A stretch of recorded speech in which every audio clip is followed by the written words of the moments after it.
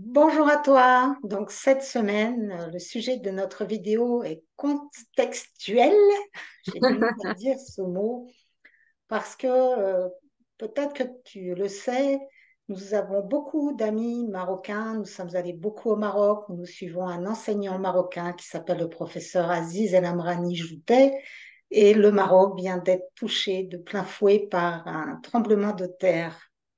Et ça nous a amené, avec Marie-Christine, l'envie de te partager, eh bien, ce que la vie nous amène parfois des drames.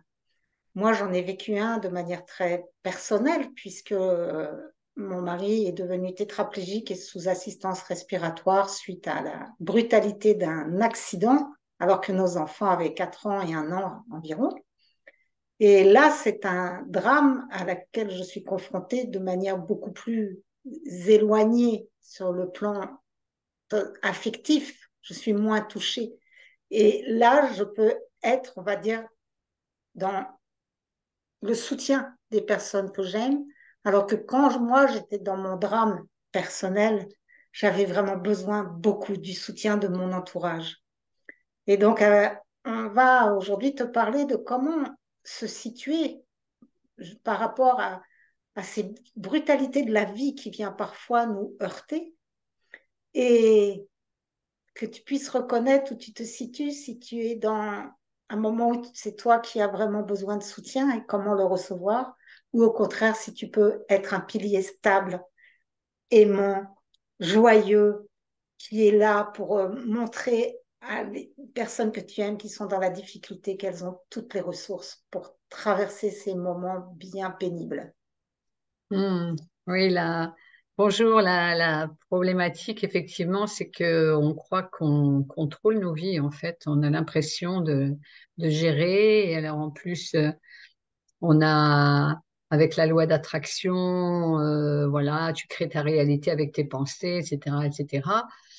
Et en même temps, l'imprévisible se présente et il prend parfois des tournures lourde, très très lourde, qui peut être choquante, stressante.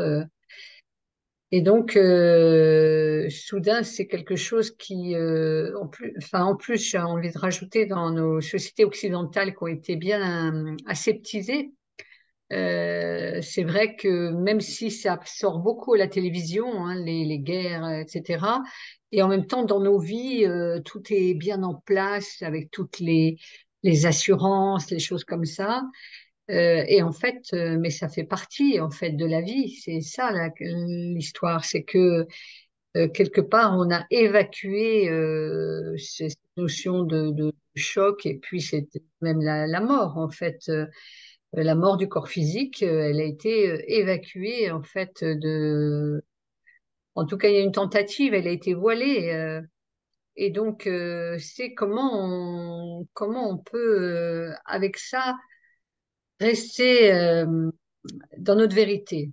Parce que, en fait, on peut être, quand ça nous arrive directement, moi j'ai eu un problème avec un enfant qui est passé à deux doigts de la mort, subitement, donc c'est très stressant. Donc on a le cas où on est impacté directement, comme Caroline en parlait, et puis le cas où, comme là avec nos amis marocains, ben, on sépare par résonance en fait. Mais on peut aussi être touché. Ça n'empêche pas d'être touché. Et donc, c'est toujours cette question de bien prendre soin en fait de ce que l'on vit. C'est-à-dire d'éviter d'en rajouter à ce qui est déjà très impactant. Et donc là, aujourd'hui, on va plutôt parler du cas où on est en deuxième phase, je dirais, hein, c'est-à-dire qu'on ne reçoit pas le choc directement, mais on est témoin de quelque chose et on connaît des gens, etc. Et c'est quelle attitude, en fait, adopter pour être vraiment dans ce soutien. Et il y a quelque chose, c'est que ce qui se passe au moment d'un choc, tout ça, ça s'engramme dans la conscience collective. Et donc, en fait, ce que nous, on vit en rebond d'un choc existe également, puisqu'en fait, on est en résonance avec cette conscience collective. Mais on est en résonance comme ça, on reçoit le choc, mais aussi on peut émettre par rapport à ça. Oui, et c'est donc quand je suis impactée émotionnellement, ça m'est arrivé il y a très peu de temps, où ma sœur m'a partagé une histoire dramatique qui est survenue à un de ses amis. Eh bien, des larmes sont montées et ma gorge s'est serrée. Et donc là, quand je suis dans cet état émotionnel, je ne peux pas être aidante pour la personne qui a vécu cette immense difficulté. Mais par contre, en fait, dans cette unité, c'est je prends soin de mes émotions. Je prends soin du fait qu'en fait, je réagis à ce que me raconte ma sœur. Je réagis à une histoire qui vient toucher, réveiller une corde encore très sensible chez moi. Et donc, c'est vraiment, j'en ai déjà parlé à d'autres endroits, c'est ce qui est appelé la méthode typique. J'ai eu la chance de rencontrer de manière totalement intuitive, avant de savoir que ça existait sous une forme de méthode. C'est quelque chose qui s'est engrammé en moi naturellement, qui est écouter la sensation. Je vous dis, quand j'ai pleuré, c'était dans la gorge. Donc, c'est vraiment prendre soin du circuit de l'émotion, de la réaction face à un événement, face à un discours, face à ce qu'on voit. Et c'est le ressenti, le ressenti, le ressenti. Et c'est l'être, en fait, qui observe le ressenti, qui prend soin de ce corps émotionnel et mental. Et dans ces cas-là, ce qu'on appelle le corps de souffrance ne prend plus toute la place. Il est reconnu, il est accueilli et l'émotion passe très rapidement.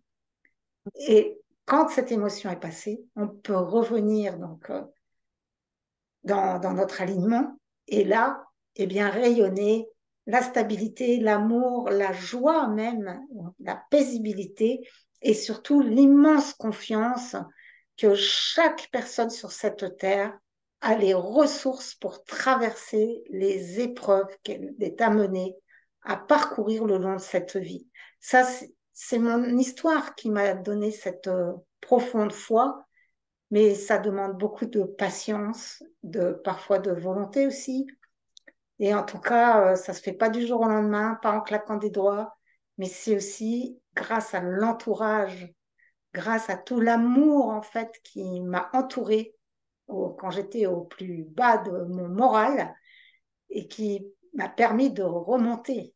Et c'est Mhm. vraiment ce curseur quand je vous invite à voir, c'est est-ce que je suis en sympathie, est-ce que je souffre avec l'épreuve que vivent mes amis, la société, mes proches. Est-ce que là, donc j'ai à prendre soin de mon émotionnel, ou est-ce que je suis détendue émotionnellement et là je suis un pilier de soutien. Et il y a tous les curseurs, c'est pas blanc ou noir, et ça dépend des mamans et ça dépend des histoires. Mhm. Oui, absolument. Et c'est vrai que c'est ce que j'ai vécu également, hein, avec le choc que j'ai eu. C'est l'entourage dans ces cas-là. Et c'est ça, l'humanité et les liens d'amour qu'il y a entre les humains. C'est justement d'être soutenu, mais non pas soutenu dans des commentaires du type mon Dieu, c'est terrible, etc., etc. Ça n'aide en rien du tout. C'est plutôt de sentir autour des personnes qui elles-mêmes sont là, gèrent leur propre déséquilibre parce que ça impacte par rebond. Et en même temps, elles ont des bras, des oreilles, des cœurs qui sont à même de diffuser et d'accueillir en fait la douleur qui est là pour la personne qui est directement impactée. Et ça, c'est vraiment, c'est vital, je dirais presque. C'est-à-dire que franchement, ça change tout d'être entouré.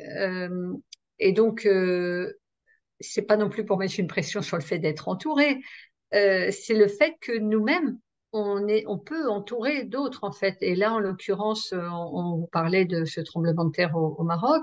Eh bien, on connaît pas nécessairement des Marocains. Et simplement, le simple fait de gérer ce que ça nous fait et d'être en reliance. On nourrit le chant avec de la paisibilité, avec de la certitude que c'est quelque chose qui va être surmonté, et ça passe à travers le chant.